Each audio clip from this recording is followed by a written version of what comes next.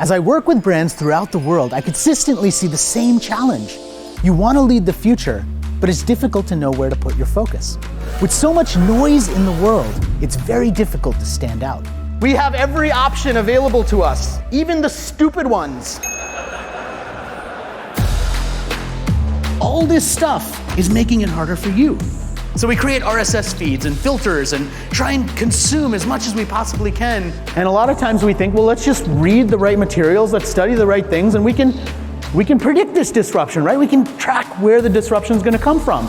And then disruption turns out to be goat yoga. How do you take all of this and predict the future? The answer to this challenge is non-obvious thinking. And non-obvious thinking is something that has driven the last 10 years of my life.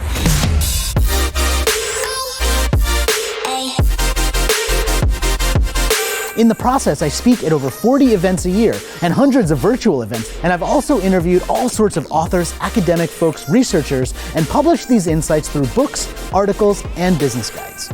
As a result, the brands we serve sell more, attract more creative minds, and they earn more attention in the market. So how do you learn how to do this? How do you learn to be a non-obvious thinker?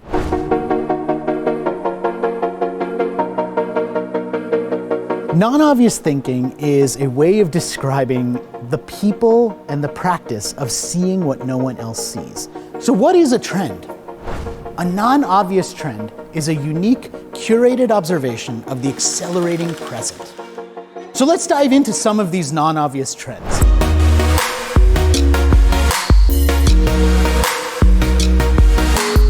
And so with every trend that I talk about, I pair it with what I call stealable ideas. And the stealable ideas are ways of taking a trend and making it something useful that you do something with.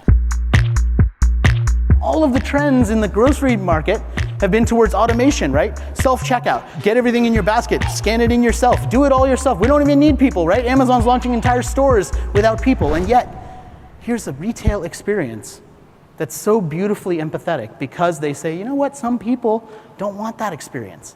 Some people want something more human.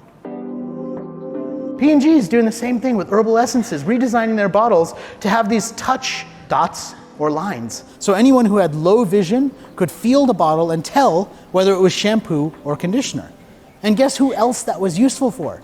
Everyone who has their eyes closed in the shower, which is literally everybody.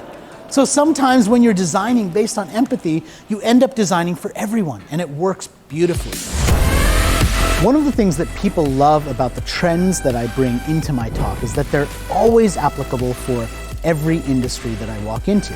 And ultimately, they're learning the skill set of becoming non-obvious thinkers. And it really brings it to life for them in terms of how do they take these trends that they learned about and the practices of becoming a non-obvious thinker and use them in their daily lives.